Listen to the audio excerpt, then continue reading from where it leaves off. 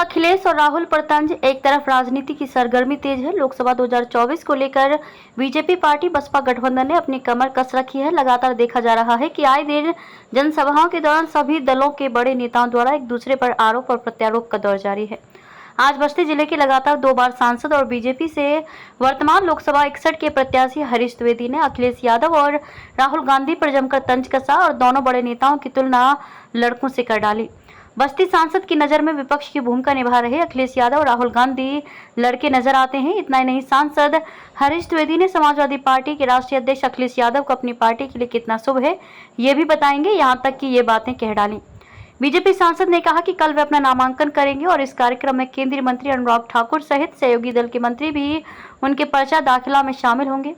पर्चा दाखिला से पहले बीजेपी प्रत्याशी हरीश द्विवेदी के नेतृत्व में कप्तानगंज विधानसभा क्षेत्र में जनसभा को बड़े नेता संबोधित करेंगे और फिर उसके बाद एक रोड शो भी किया जाएगा। ये रोड शो कप्तानगंज से होते हुए जिले में पहुंचेगा और उसके उपरांत जिलाधिकारी कार्यालय में बने न्यायालय में पर्चा दाखिल किया जाएगा। बीजेपी के लगातार 2 बार के सांसद वर्तमान में बीजेपी से प्रत्याशी हरीश द्विवेदी ने बताया कि बीजेपी यूपी की 80 सीट और देश में 400 सीट जीतने का काम करेगी। वहीं सांसद हरीश द्विवेदी अखिलेश और राहुल पर तंज कसने में भी नहीं चूके और कहा कि अखिलेश अपने पार्टी के लिए कितने शुभ हैं ये तो वही बताएंगे।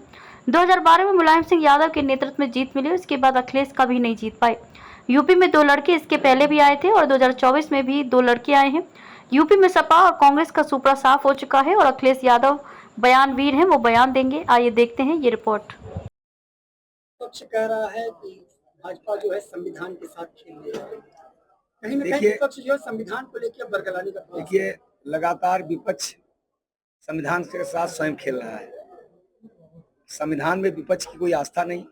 कांग्रेस पार्टी इस देश के 55 वर्षों से ज्यादा शासन की है और 55 वर्षों में देश के पिछड़ों को जो अधिकार मिलना चाहिए था नहीं मिला। एक पिछड़ा वर्ग आयोग बना था जिसको ठंडे बस्ते में डालने का काम कांग्रेस ने किया और इस सपा बसपा ने संवैधानिक दर्जा नहीं दिलवाया। पिछड़ा वर्ग आयोग को अगर संवैधानिक दर्जा किसी ने दिया तो नरेंद्र मोदी जी की सरकार ने दिया। तो संविधान के साथ समाजवादी पार्टी, बहुजन समाज पार्टी और कांग्रेस पार्टी खेल रही है, ना कि भारतीय जनता पार्टी खेल रही है।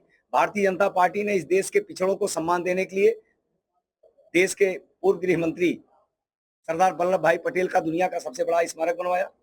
चौधरी चरण सिंह पूर्व प्रधानमंत्री थे हमारे, उनको भारत रत्न दिया। कपूरी ठाकुर पिछड़े समाज के बहुत बड़े नेता थे, उनको भारत रत्न दिया। बाबा साहब भीमराव अंबेडकर जी का नाम लेकर के, जो संविधान निर्माता है हमारे, उनका नाम लेकर के लोग राजनीति करते थे, लेकिन उनके स्मारक बनवाने का काम उन्होंने किसी ने नहीं किया। अगर किसी ने किया तो मोदी सरकार ने किया। पूरे देश में पंच तीर्थ, जहां उनकी जन्मभूमि, कर्मभूमि, पढ़ाई, ऐसे 5 स्थानों को स्मारक बनवा करके वहां का विकास करके हमारी सरकार ने किया है। आज पिछड़े समाज के लोग हों, दलित समाज के लोग हों, आदिवासी समाज के लोग हों, सबसे ज्यादा प्रतिनिधित्व अगर किसी ने दिया है तो मोदी सरकार ने दिया है।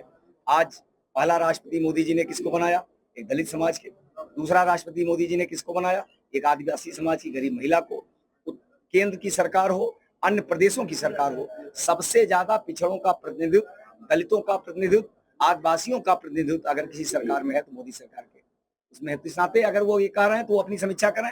मोदी जी संविधान का सम्मान करते हैं, संविधान के नियमानुसार हमारी पार्टी काम करती है, हमारी सरकार काम। अखिलेश यादव लगातार जनसभाएं कर रहे हैं और वो हमलावर हो रहे हैं, कह रहे हैं कि यूपी से आपकी भाजपा साफ हो जाएगी। अखिलेश यादव जी 22 में भी कह रहे थे यूपी से साफ हो जाएगी। अखिलेश यादव जी 17 में भी कह रहे थे साफ हो जाएगी। अखिलेश यादव जी अपनी पार्टी के लिए कितना शुभ हैं ये वही बताएंगे, क्योंकि जब से उनके नेतृत्व में समाजवादी पार्टी चुनाव लड़ रही है तब से आज तक कोई भी चुनाव समाजवादी पार्टी नहीं जीती। ये रिकॉर्ड है। वो तो बोलेंगे ही, वो बयानवीर हैं तो बयान देते रहेंगे।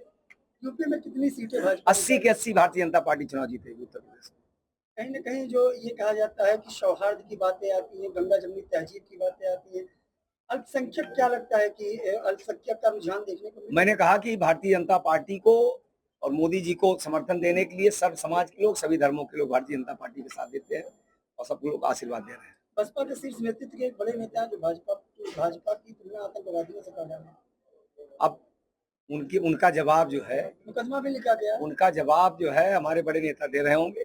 हमसे आप बस्ती के बारे में पूछिए। बहुत ज्यादा इस तरीके की बयानबाजी राजनीति में? भाई देखिए, कोई ऐसी बयानबाजी होगी तो चुनाव आयोग उस पर कार्रवाई करेगा। हम उस पर बयान दे करके हम भी कुछ बयान दें, उसमें हम भी फंसे थे, अच्छी बात नहीं ना। तो पुरानी पेंशन की बात नहीं करती है। देखिए, हर चीज का समाधान करने का काम भारतीय जनता पार्टी की केंद्र सरकार और मोदी सरकार कर रही है।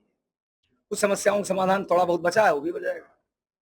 कल जो आपके नामांकन वो किस तरीके से मैंने कहा, हमारे केंद्रीय मंत्री हैं, भारतीय जनता पार्टी के वरिष्ठ नेता हैं, आदरणीय अनुराग ठाकुर जी, सुभाषपा के हमारे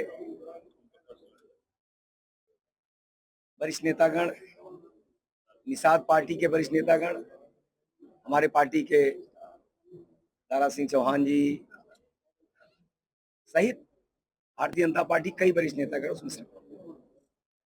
अभी हाल ही में आपके लोग जो प्रत्याशी हैं सपा के, उन्होंने एक बयान जारी किया था कि हमें कोई रोक नहीं पाएगा पूर्वांचल में। देखिए, उनकी भाषा ही वो ऐसी है, जब बौखलाहट होती है तो बौखलाहट के बाद इसी प्रकार की भाषा का इस्तेमाल करते हैं। उन लोगों से इससे ज्यादा कोई अपेक्षा की नहीं जा सकती।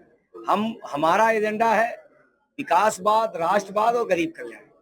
उनके पास विकास गिनाने के लिए कुछ है नहीं। उनके पास किसी गरीब के लिए कोई काम किए हैं ऐसा कुछ विषय है नहीं। तो इस प्रकार की भाषा का इस्तेमाल वो करते हैं। बस्ती की जनता देख रही है, उसका जवाब 25 तारीख को देते हैं। भर्तियां हुई हैं, 4 पैर वाली भर्तियां हुई हैं, 2 पैर वाली भर्ती नहीं है। मतलब साड़ों की भर्तियां हुई हैं, साड़ इधर उधर घूम रहे हैं। देखिए, अखिलेश जी क्या कहते हैं, अखिलेश जी जाने। अखिलेश जी का जवाब हमारे राष्ट्रीय नेतागण, प्रदेश के नेता अगर आपको तीसरी बार मौका देगी तो आगे 2-3 महत्वपूर्ण जिस पे आप काम करना चाहते हैं अगले 5 साल के लिए। अगले 5 साल का जो मेरा एजेंडा है, बस्ती शहर का सौंदर्यीकरण हो, उसके लिए रिंग रोड पास हो गया है, रिंग रोड बन जाए। साथ ही साथ बस्ती शहर में सीवर ट्रीटमेंट प्लांट से लेकर के तमाम ऐसे यहाँ शहर को डेवलप करने के लिए कई योजनाएं हमारे पास है, उसको करेंगे। साथ ही साथ शिक्षा के क्षेत्र में और अधिक क्या सुधार किया जा सकता है, उस दिशा में प्रयास करेंगे जिससे हमारे बस्ती के लोगों को अच्छी शिक्षा, अच्छा स्वास्थ्य सुविधाएं मिल जाए। किशोर सिंह की चर्चाएं तेज है भाजपा में आने।